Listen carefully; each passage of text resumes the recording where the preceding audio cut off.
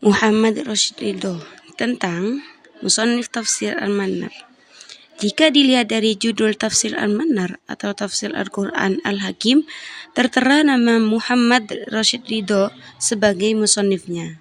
Hal ini yang dimasalahkan, tapi juga ini tidak salah karena memang ulama tersebut yang menulisnya.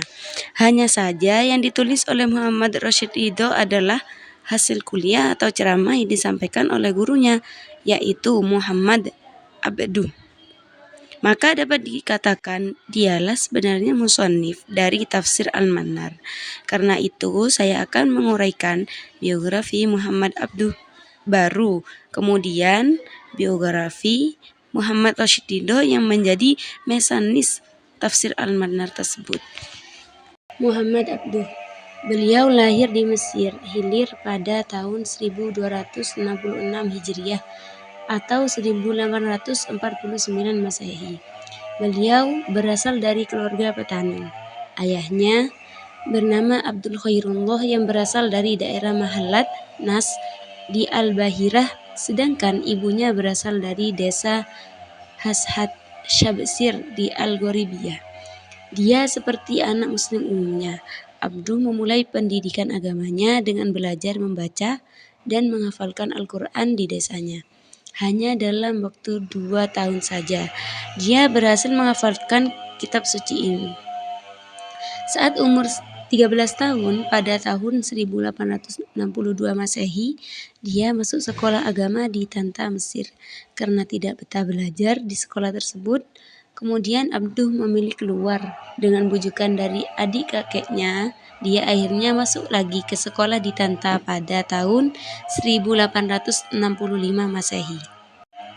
Setahun kemudian, pada tahun 1866 Masehi, Muhammad Abduh meninggalkan Tanta menuju Kairo untuk belajar di Azhar, di lembaga pendidikan yang sekarang lebih dari 1000 tahun ini. Abduh mendalami ilmu tasawuf, akan tetapi atas bujukan adik kakeknya, Abduh meninggalkan kajian tasawuf. Saat berusia 23 tahun pada tahun 1872 Masehi, Abduh bertemu dengan Jamal ad-Din Al-Afghani, seorang pembaharu Islam asal Afghanistan. Pertemuan ini menjadi penyemangat Abduh dalam mempelajari ilmu-ilmu Islam.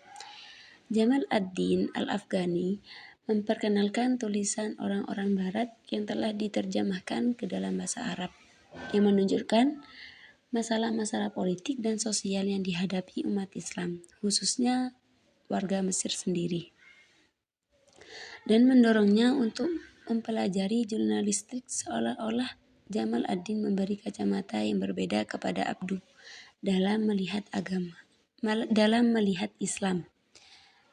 Anjuran-anjuran dari sang guru ini dilaksanakan oleh Abduh pada tahun 1877 Masehi. Dan pada tahun 1880 Masehi, Abduh juga dipercaya memimpin majalah Al-Waqailul Misriyah. Namun, gejolak politik di Mesir tahun 1879 membuat Jamaluddin Al-Afghani terusir. Muhammad Abduh pun terkena imbasnya karena dituduh melawan perintah Mesir saat itu, sehingga pemerintah Mesir memutuskan untuk mengasingkan selama 3 tahun dengan memberi hak kepadanya memilih tempat pengasingan. Akhirnya ia memilih ke Suriah. Keberadaan Muhammad Abduh di Suriah hanya bertahan 1 tahun. Setelah itu dia menemui gurunya Jamaluddin Al-Afghani di Paris pada tahun 1884 Masehi. Dua orang ini menerbitkan organisasi bernama Al-Urwah Al-Wuthqa dan menuliskan majalah dengan nama yang sama. Sayangnya majalah ini hanya berumur 8 bulan. Selanjutnya pergi ke Tunisia untuk memperkenalkan organisasi yang didirikannya bersama guru tersebut. Muhammad Abduh kembali ke Mesir tahun 1888, namun belum diizinkan mengajar di Universitas Al-Azhar. Pada tahun 1894, Muhammad Abduh diangkat menjadi anggota majelis tertinggi mewakili Al-Azhar. Sebagai anggota majelis, dia membawa perubahan dan perbaikan terhadap Universitas Al-Azhar. 5 tahun kemudian, dia diserahi jabatan menjadi mufti Mesir yang bertugas memberikan fatwa pada persoalan-persoalan yang ditanyakan kepadanya. Muhammad Abduh wafat pada tanggal 11 Juli 1905 Masehi, yang mana masa hidupnya pernah memegang jabatan sebagai mufti dan hakim. Sementara pendidikan formal yang pernah dijalani pada Universitas Al-Azhar Kairo adalah Fakultas Usuluddin, bukan pendidikan yang berlatar belakang syariah atau hukum. Itulah salah satu kelebihan yang dimiliki oleh seorang tokoh pembaharu Islam yang bernama Muhammad Abduh. Muhammad Rashid Ridho adalah murid setia Abduh yang lahir di Tripoli, Lebanon. Tempat kelahiran Ridho ialah wilayah Suriah dan masih keturunan dari Husain bin Ali bin Abi Thalib. Pendidikannya dimulai dari Madrasah Ibtidaiyah Rasyidiyah di Tripoli, lalu masuk Madrasah Watoniyah Islamiyah di Beirut pada tahun 1883 Masehi. Lembaga pendidikan Watoniyah ini dipimpin oleh Hasan Jassar yang merupakan pengagum Jamal ad-Din al-Afghani, guru dari Abduh yang sering mengkritik ajaran tarekat. Pada tahun 1886 Masehi, yaitu menyelesaikan pendidikannya, dia rajin menulis di majalah-majalah dan menghadiri ceramah-ceramah agama. Ridho yang tertarik dengan dunia tasawuf akrab dengan pengikut tarekat, terutama pengikut tarekat Naqsabandiyah. Namun dalam perjalanannya, Ridho memutuskan untuk tidak mendalami lagi dunia tarekat karena pengaruh pemikiran Jamal ad-Din al-Afghani yang semakin mendalam yang membuat Ridho ikut membenci tarekat. Ridho semakin tertarik dengan pemikiran Jamal ad-Din al-Afghani yang dibaca dalam majalah Al-Urwah Al-Wuthqa. Dia bahkan ingin bertemu langsung dengan Jamal ad-Din al-Afghani, dan akhirnya beliau mengirimkan surat kepadanya melalui Abdul Qadir al-Maghribi.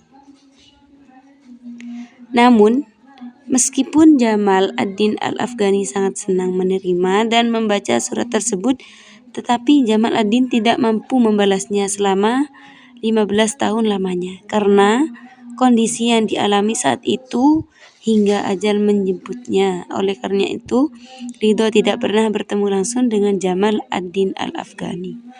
Karena merasa gagal berguru kepada Jamal ad-Din al-Afghani, Ridho pun ingin berguru kepada murid dari tokoh Islam Afghanistan tersebut yang memang paling populer, yaitu Muhammad Abduh. Pertama kali bertemu Abduh adalah saat Abduh datang ke Beirut pada tahun 1885 Masehi setelah diusir dari Mesir sebelum pulang ke Mesir. Pergaulan Abduh dengan Ridho dalam majalah Al-Urwah Al-Wuthqa inilah yang membuat Ridho keluar dari tarekat sebelumnya, hingga Ridho memutuskan untuk pindah ke Mesir pada tahun 1899 Masehi agar dapat membantu pembaharuan Islam yang dilancarkan oleh Muhammad Abduh. Masih tahun yang sama, Ridho memberikan saran kepada Abduh agar menerbitkan majalah tersebut, dan sang guru menyetujui usulan dari muridnya ini. Akhirnya diterbitkanlah majalah Al-Manar dengan Ridho pemimpinnya. Abduh pun pintar dalam membimbing Ridho sesuai dengan bakatnya. Ridho menemani perjuangan Abduh hingga gurunya ini dipanggil Sang Kholik. Karya-karya Abduh dan Ridho yang salah satunya terkenal adalah tafsir Al-Manar ini dalam bidang tafsir Al-Quran, yang mana ditulis oleh Muhammad Rashid Ridho. Ida-idanya berasal dari gurunya yaitu Muhammad Abduh. Ini sebabnya Abduh juga dianggap sebagai penulis dari tafsir Al-Manar. Selain tafsir Al-Manar, Ridho juga menulis berbagai karya lainnya yang berkaitan dengan Islam dan Al-Quran.